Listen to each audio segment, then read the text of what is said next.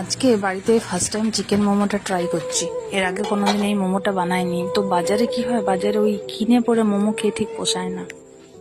50 টাকা 100 টাকা প্লেট নেয় না, ওটাতে মন ভরে না পেট ভরে। তো আজকে ভাবলাম বাড়িতেই বানিয়ে ফেলি চিকেন মোমো। চিকেনটার মধ্যে সব রকম মশলা দিয়ে এটা ম্যারিনেট করে রেখে নিয়েছিলাম। আর এই যে দেখতে পাচ্ছ লেচিগুলো কেটে নিয়েছি, আর কিছু বানিয়েও রাখা আছে। তো যাই হোক, এক হাতে ভিডিওটা আজকে স্টিম মোমো, ফ্রাই মোমো, সব রকমের মোমো খাবো।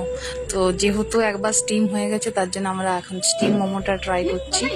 তো দারুণ টেস্ট হয়েছে, তোমরাও বাড়িতে ট্রাই করো। আর এটা হচ্ছে একটা টমেটো চাটনি বানিয়েছিলাম। এটার মধ্যে টমেটো, কাঁচা শুকনো লঙ্কা, রসুন দিয়ে প্রথমে সেদ্ধ করে নিয়েছিলাম, তারপরে সেটাকে মিক্সিতে পেস্ট করে আর তেলের মধ্যে ওটাকে একটু ছকে নিয়েছিলাম, সামান্য চিনি আর একটুখানি নুন দিয়ে। তো চাটনিটা তো দারুণ হয়েছে। আর এই যে কিছু স্টিম মোমো তো আমরা খেলাম, আর বাকি এই যে মোমোগুলো আছে এগুলো একটু ফ্রাই করে ভেজে দিচ্ছি। দুরকম মোমোই খেয়ে দেখলাম, স্টিম আর ফ্রাই। তো ফ্রাই মোমোটাই মানে খুব ভালো লেগেছে আর কি। এই যে ছেলে দাঁড়িয়ে আছে, 4টা 5টা খাবো এই শুধু বায়না। মানে যাই হোক, মানে মন ভরে খেয়েছে আর কি। 4টা 5টা নয়, ও যতগুলো ইচ্ছে হয়েছে ও ততগুলোই খেয়েছে। আমরা ভেবেছিলাম এটা সন্ধ্যের স্ন্যাক্স বানাবো, যে হালকা টিফিন, কিন্তু এটা আমাদের হয়ে গেছে রাতের ডিনার। অনেকগুলোই মোমো হয়েছিল, এই মোমোগুলো খাওয়ার পরে আমরা রাতে কিছু খেতে পারিনি। তো এই যেখানে স্টিম আছে এগুলো আমি একা একা সব ভেজে নেবো।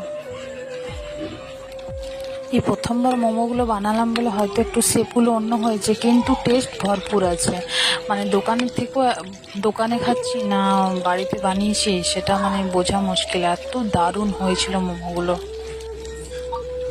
যারা আমার মতো মোমো লাভার আছো তারা কিন্তু অবশ্যই একটা কমেন্ট সেকশনে কমেন্ট অবশ্যই করবে। আর তোমরাও বাড়িতে এই রেসিপিটা ট্রাই করো, কেননা বাজারে কিনে খাওয়ার থেকে বাড়িতে বানিয়ে পেট ভরে খাওয়ার মজাই কিন্তু আলাদা সবাই মিলে। তো চলো, আমরা এবারে মোমোগুলো মোটামুটি সব কিছু ফ্রাই হয়ে গেছে, আর কিছু বাকি নেই। এক থালা মোমো, এরপরে আমরা খাবো।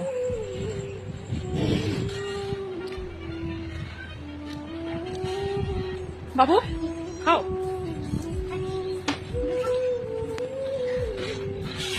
ওদিকে দেখি কেমন লাগছে, তাকাও ওদিকে তাকাও, বলো বলো ভালো লাগছে, খাও।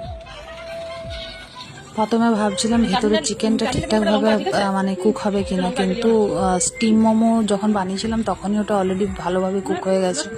চিকেনের কিমাটা এত মানে সূক্ষ্মভাবে বা মিহি করে বানানো হয়েছিল যে ওটা স্টিম হতে হতেই কুক হয়ে গেছে, তারপরে তো ফ্রাই করা হয়েছে।